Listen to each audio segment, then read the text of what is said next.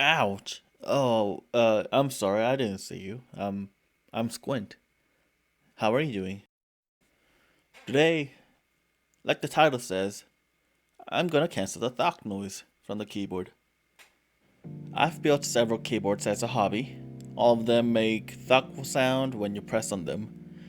However, I've decided to go with a different route this time. I will be building a keyboard that cancels Thocc by default. Hopefully to the point where it literally boycotts the Thocc. But Squint, what makes keyboard really quiet? Well, you're gonna have foams. Foam mod is just automatic winner for dampening the sound. So I got my PE foam mod for my PCB and put some foams in the case. Well, talking about case though, I've decided to go with something special. A styrofoam! Yay! Well, it's actually a resin keyboard case from Drop. It's a 60% universal keyboard case that fits most of the 60% PCB. And my first impression is just wow. I mean, look at this color. It's it's got swirls and twinkles around the case. I mean, it's also very heavy. I didn't really expect this to be this heavy. Well, I mean, I guess it's good and sturdy. It's a good case. I like it. But Squint, resin case is going to reverb the sound back. Yeah, you might be right on that. Hopefully our foam mod will help us out though.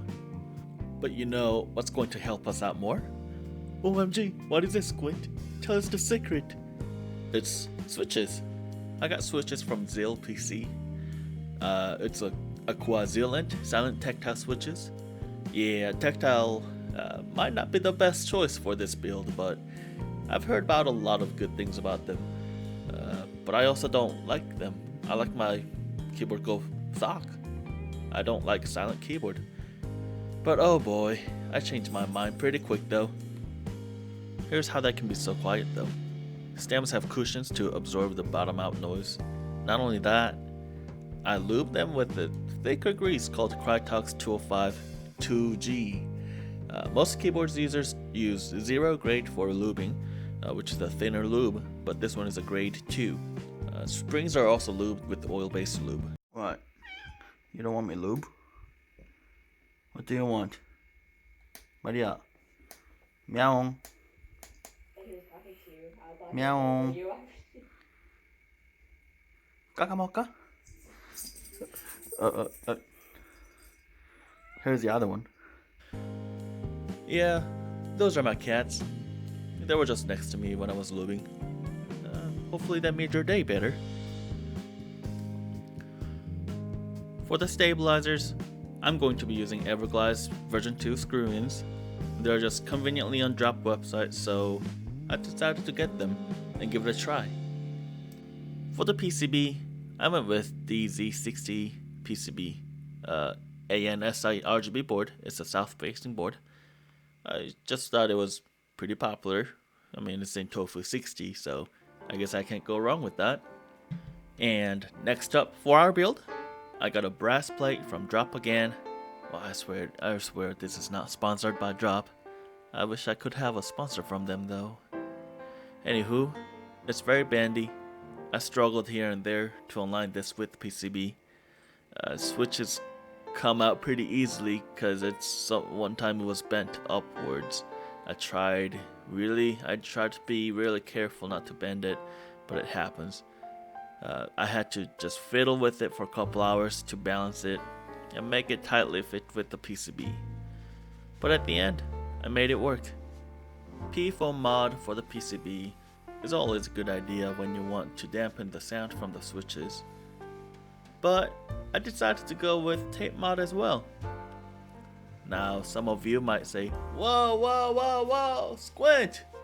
Tape mod is only good for if you want your keyboard to sound to Thocc. Well, I know. Tape mod will not only make your keyboard sound Thocc, but it'll make it louder, acts as an acoustic. However, I realized when the switches bottom out, it just sounds so dry. I wanted to add some characteristics to it. Hopefully you guys will like it.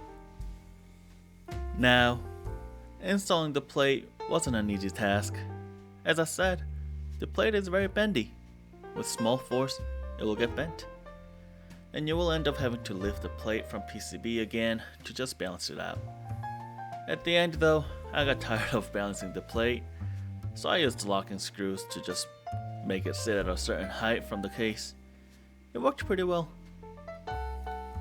You know what time it is? What is it, Squint? It's keycaps time! Keycaps are from Drop again. MT3 Dasher keycaps. They are ABS double shot keycaps at first. I thought of getting PBT keycaps, but for some reason, I got these instead. I like it though. But they feel really good in your hands. It's got a really nice texture, unlike the other ABS keycaps where they're just really smooth and shiny. But these have textures and they're really thick. Well, I may have made a mistake though. They are MT3 profile instead of cherry profile. Usually, I prefer to use cherry profile when RGB is south facing. If it blinds my eyes later on, I will just consider changing it later. Now with just a bit of a magic, there you go, keycaps installed. Yeah, let me just clean the rest of them up. Honestly, I like how it turned up. The uniqueness of the resin case really shines. Keycap's color might not match the case color, but when the RGB is glowing, it really looks like it changes the whole case's color. It's really cool. Now, the keycaps looks like they're sitting really high, which it is. They are sitting really high, but that is because I am using the MT3 profiles. I would get the cherry profile sometime later to just make it sit a little low, but they're very satisfied to type. Switches are more than good to use. They have a really strong top bump, just like how you would expect from the tactile switches. If you have used Holy Pandas, I think you'll know what I mean by that. Also, they have a minimal wobbles. It's a solid build. It's actually $14 per 10 switches, which is crazy expensive. Most expensive switches I've owned so far, I'll tell you that.